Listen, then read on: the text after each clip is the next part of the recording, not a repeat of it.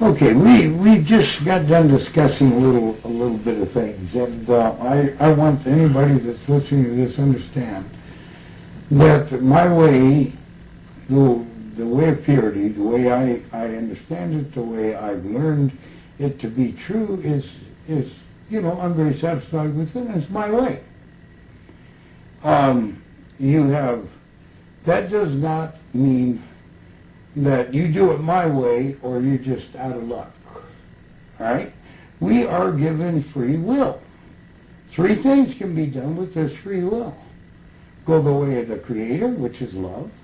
Go the way of Lucifer, which is total blackness. Or go the way of just going your way, just, walking through life, lukewarm. So you have those three choices. And the choice is up to the individual. And these three ways work no matter what religion you might practice or what denomination in any Christian religion you might practice. The three choices of your particular will. And it's totally between the Creator and you. The end results you'll know at the end.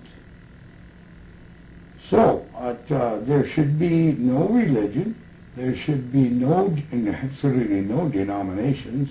I don't care if you're from the Muslim faith or the Christian faith or the Jewish faith. It just should not exist. But that's what I found out. Again, I don't want anybody to believe anything I say. I want them to check it. Now, we'll go from that to the fact that anything that is being taught here, actual doings, lessons, to do things, you can use in black, you can use in self, which is skirting on the black side, the lukewarm, and you can use in love, the Creator's purity way. The choice is yours. You'll be given the knowledge of how to do certain things on this tape and in this room. How you use it is between you and the Creator, period. And the end results, that's between you and the Creator. It is your will. It's not my right to say you got to do it this way. I'm saying this works, period. All right?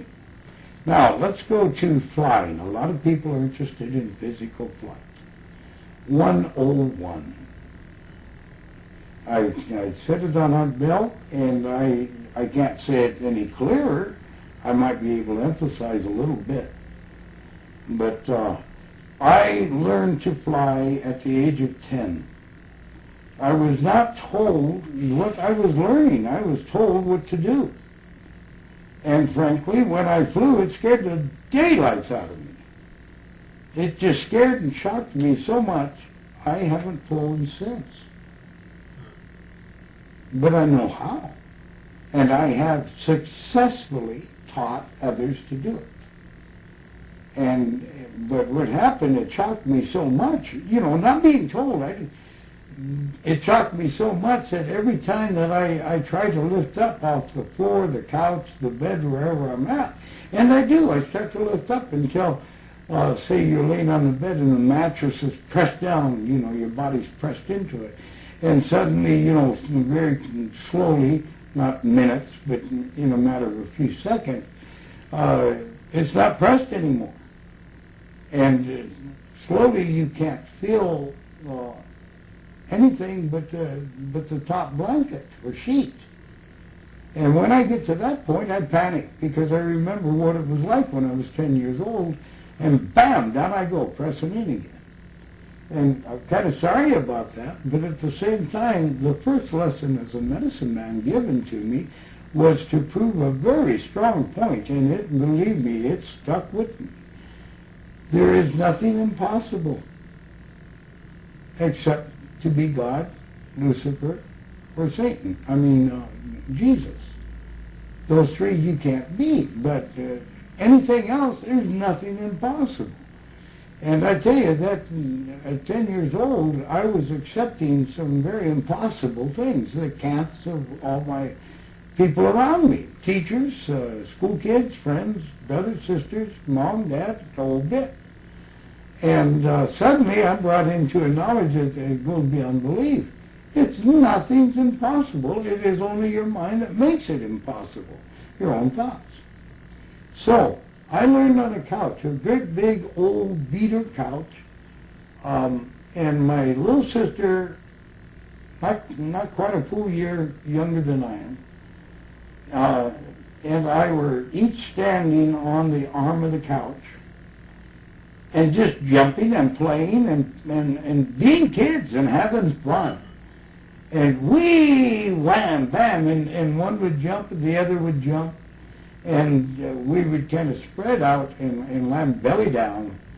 And, first you're up on your feet and bouncing up and down on feet, and then you get a little more daring, and you ended up, just crashing down straight down at spread eagle kind of thing. And it was fun. I was having fun. I was ordered to have fun. And I was having fun. And I didn't know what to expect. I had no idea. I would basically do this and have fun. And I got to saying, wow, look it, I can fly, wee, and jump, boom. And then my little sister picked it up, and we were just giggling and laughing and colliding, as we land together and stuff. But we were having a real kid kick time. It was fun. And we got up there and jumped again. Wow, I can fly, I can fly. And then we went from saying I can to I am. I'm flying, I'm flying. So suddenly we both at the same identical time stopped. With the height of the couch, the seating of the couch, I would think that we were close to 5.5 feet off the ground, the floor itself, real close to it. And we stopped. And both of us expecting to jump up and land on our bellies and laughing and giggling, but we stayed. And it just shocked us. The instant it shocked us, down we went. Now, I've got an older sister that does this, and I've told you about it, but I don't think on this. If she has a need to do something that is necessary in the area of flight, I'm talking physical flight, nothing to do with spiritual or OBE. This is physical flight. She can go up to a fence, and instead of wasting a lot of time going down to a gate, she will simply shut her eyes, and if she has a dress on, she kind of holds a dress around her legs, and shut her eyes, put herself in the frame of mind that's needed, a belief mind, childlike mind, the pretend mind. But she's much better. She's past that stage where she can do it on demand, without having to go through all that.